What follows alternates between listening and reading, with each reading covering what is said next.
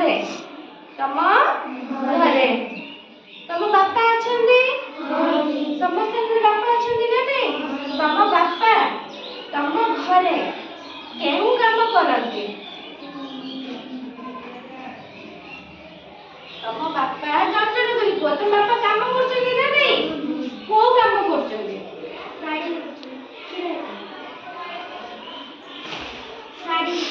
ଶାଢ଼ୀ ବିକୁଛନ୍ତି ଆଉ କିଏ ମୋ ବାପା ଚପଲ ବିକ୍ରି କରୁଛନ୍ତି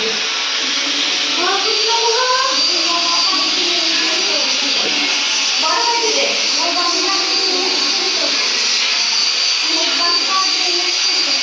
ତମ ବାପା ମିସ୍ତ୍ରୀ କାମ କରୁଛନ୍ତି ତମ ବାପା ବି ମିସ୍ତ୍ରୀ କାମ କରୁଛନ୍ତି ଆଉ କିଏ କରିବ ମିସ୍ତ୍ରୀ କାମ କରୁଛନ୍ତି ହଉ ବସ ଆଚ୍ଛା କୁହ ଗାଡ଼ି ଚଲାଉଛନ୍ତି ତମ ବାପା ଗାଡ଼ି ଚଲାଉଛନ୍ତି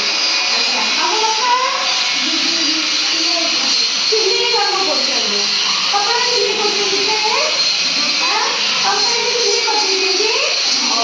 ଆଚ୍ଛା ତମ ଘରେ ଜାଣିଲ ତମ ପାଖ ଘରେ କିଏ ରହୁଛନ୍ତି ତମ ପାଖ ଘରେ ରହୁଛନ୍ତି ନା ନାଇଁ ଲୋକ ତମ ପାଖ ଘରେ ରହୁଥିବା ଲୋକଙ୍କ ପଡ଼ୋଶୀ ପଡ଼ୋଶୀ କହିବ ନା ନାଇଁ ତମ ପଡ଼ୋଶୀ ଘରେ ଲୋକ ଅଛନ୍ତି ନା ନାଇଁ ତମ ବାପା ବି କିଛି କାମ କରୁଛନ୍ତି ଆଚ୍ଛା ମୋତେ କୁହ ତମ ପଡ଼ୋଶୀ ଘର ଲୋକ ଠିକ୍ ସେଇଭଳିଆ କେଉଁ କାମ କରୁଛନ୍ତି ହଁ କ'ଣ କପଡ଼ା ବିକ୍ରି କରୁଛନ୍ତି ଭେରି ଗୁଡ୍ ଆଉ କିଏ କହିବ ମିସ୍ତ୍ରୀ କାମ କରୁଛନ୍ତି ହଁ ଆଜି ରହୁଛ ମାଛ ବିକ୍ରି କରୁଛନ୍ତି କେତେ ବଡ଼ ବଡ଼ ମାଛ ଏତେ ବଡ଼ ବଡ଼ ବସ ଆଚ୍ଛା ତମ ପଡ଼ୋଶୀ ଘର ଲୋକ ବି କିଏ ମାଛ ବିକ୍ରି କରୁଛନ୍ତି କିଏ କପଡ଼ା ବିକ୍ରି କରୁଛନ୍ତି କିଏ ମିସ୍ତ୍ରୀ କାମ କରୁଛନ୍ତି ଜାଣିପାରିଲ ମୋତେ କୁହ ତମ ଗ୍ରାମରେ ଲୋକ ବାସ କରୁଛନ୍ତି ନା ନାହିଁ ତମ ଗାଁରେ ଲୋକ ରହୁଛନ୍ତି ତମ ଗାଁ ଲୋକମାନେ କିଏ କାମ କରୁଛନ୍ତି କୁହ ତାଙ୍କ ବାପା ଆଚ୍ଛା କୁହ ତାଙ୍କ ବାପା କି କାମ କରୁଛନ୍ତି